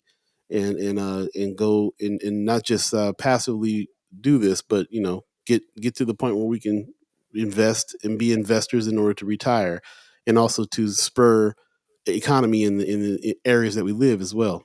Yeah. Ms. E says, I just got lucky and bought companies I give money to in hopes of getting some of my money back. It's a good idea. I mean, good idea. First step is to look at the companies where you spend money, see where they're at. See if they're solid enough companies that can raise you funds. Mayor Sanchez says, finance tip of the day: skip the grocery store for 1 week periodically and eat some of the older food in the house before the money and food get wasted. Yeah, very tossing good out idea. them leftovers. Just clean down my fridge. Judy Printer says, I invest in people. I heard that. Okay. Yes, investing in people. So now tell us what you mean when you say what do you do exactly to invest in people? How does that work? How does that pay back for you? Because we were definitely talking about investments that will hopefully pay off for you in the future in order for you to be able to retire and build some generational wealth and so on and so forth. Yield a return. In return, right. So we talk a lot about some of these things, like Miss E says, shop your own cupboards and freezers. Rome's Review said the same thing, like, see if you can do that where you can you don't waste money and don't waste food in the house. That's true. Take some of that money that you're saving on some of these things and invest. And that's what we're getting at right now. So Wanda Lewis said reciprocity is the big payback. This is very true. Everything for me is about relationships, and that includes business relationships and otherwise. So definitely, Pop says that's the Warren Buffett method. Only invest in things you use and know about. So he's famous for having invested in Coca-Cola and Dairy Queen. You know what I'm saying? He'll eat some ice cream and drink some Coke, and that's why he's invested in those things. And he doesn't really get into cryptocurrency because that's something that he's not familiar with, and so on. So yeah, that's the Warren Buffett method. Invest in the places that you know about. But the question I'm putting out there are the Chat Chimers, who in the Chat Chimers are investors? So we're getting some answers back on some people who are telling us about that. And we'll keep putting those questions out there, and we'll keep on trying to dig and bring information about these things. This is the reason why I'm asking, because I'm looking at information that I want to try to bring into the show that might help some of us learn more about those things. So yeah. Molly made massive investment in 10,000 orphan children. Amazing story. There you go. Okay, I have to check it out. Sounds like a good story. Okay, Molly, I'm glad somebody told me that Paul Philman said it, because we sure did think it was right. I was a little skeptical. It is 8:56 right now. If you believe in the concept of time, it might be time to get into the haps. Yeah. What's happening? What's going down, y'all? It's time for the haps. Time for us to talk about some of the things that's going on in town. Time for some of you to tell us about the things that's going on in town as well. Really appreciate that, buddy. Got some haps for the peoples?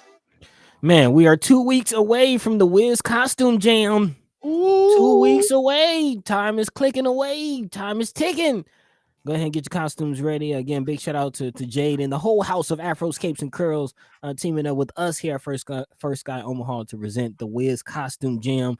Definitely get ready. Sunday, August 28th. It's going down at the Benson Theater. Come out with your costumes. Come out ready to sing, dance, jam. Just have a good old time, man. So, I hope I'm over COVID by then. I really, really, really will be. Man, hopefully, man. It's 2 weeks out, man.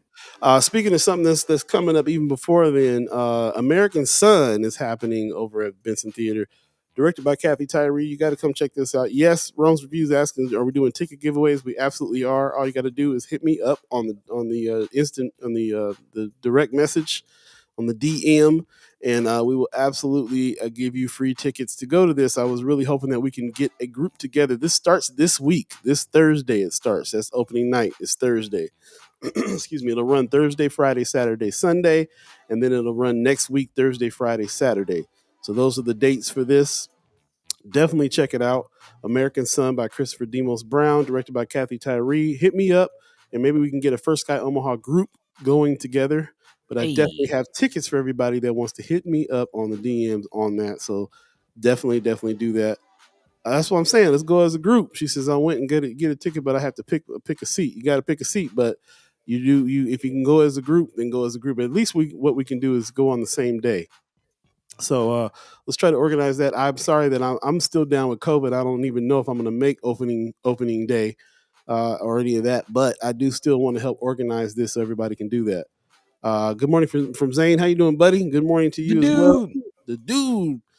Take advantage of the cool weather you got going on today, Zane. Try to get outside, hang out a little bit. Appreciate that. Carolyn Jack says, I want to go. First Sky group. So let's put that together. Carolyn Jack, if you don't mind putting some. Now, is that you talking about an organizer? I remember when she helped us put together the Mind and Soul fundraiser over at the Flow Down. Yeah, Carolyn Jack is down for organizing a thing or two. So if you don't mind helping out with some of that organization, all we got to do really is pick a date and then let me know what that date is and hit me up, and I will hit you up with some tickets. Yeah, man. All right. So definitely do that.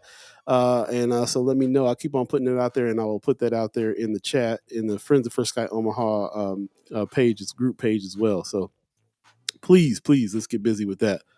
Anything else that's on top of mind? We already talked about the Tuesday meetings and the Thursday meetings. Yeah. Well, just one last time, letting the people know, Mill Train, please, if you can, or if you're willing to do so, assist with our beloved chat chimer, Miss Erica Felt, and her son, who again they're both going to be dealing with this health situation. Again, she's dealing with the surgery. Actually, apparently the surgery is going to happen this week. So sending prayers and speedy recovery to Sister E.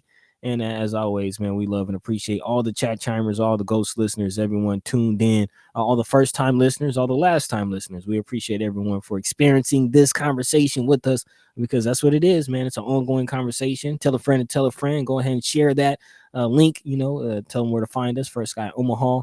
And without further ado, Paul B. Yo. Go ahead and take it away, man. Right on. I want to give a shout out to the Omaha tribe elders for allowing us to be on this land and speak while we're here. Want to give a shout out to our elders for allowing us to speak before them. Want to give a shout out to Star Trek Rich and the Weatherized crew for being part of the squad and helping us with the tech and everything else that they help us with, and just being down. Also want to give a shout out to Augie Kid, who I talked to yesterday too, still part of the squad, still helping out with the recording of the shows and everything that he's doing. So shout out to him. Shout out to Buddi and your family for keeping it quiet upstairs so Pops can do his thing down in the dungeon over at the Life is God Studios in Atlanta. Appreciate you very much. Pop says, love the show. Paul, please go to bed till Wednesday. I feel better. Love to the squad and the First Sky fam. I'm going to the doctor today, Pops. I'm going to skip the bed, going to the doctor. It's going down. Man, get well soon, bro. Miss E says surgery next Thursday, August 25th. So it's coming up. So once again, we put that link in the chat there, milltrain.com. Definitely you can donate some funds in there to help her pay the rent. You can also put your name on that calendar for when you want to drop off food or deliver food, have food delivered. Anything that will help the situation out there for her. She has to shut her business down for a few months in order to go through this. So we want to make sure that we help her stay on her feet while she does. She says, I'm excited to listen to the replay and what I missed, taking Boogie on to practice drive to school to stay off Ames for the next hour. Drink water and be good to yourselves. Appreciate that. Zane says, hope you feel better cuz he loves you. Love you too, buddy. I'm glad you're feeling better. And I hope to feel better soon too. So I appreciate you very much. So that'll do it for us. We'll see you Wednesday. Women's Wednesday will be politicking with P. We'll have a press on, of course. And hopefully a special guest on that day as well. So definitely stay tuned for that. But thanks everybody for joining us. We really appreciate it. If there's any more haps or anything that we need to look at or we missed, go ahead and throw them in Friends of First Sky Omaha, the group page, and we can keep on discussing things in between shows. So there you go. Appreciate you. Thank you very much. We'll have a good couple days. We'll see you Wednesday. Peace. By the way, Vanglorious. This is protected by the red, the black, and the green. At the crossroad, with the key. By any means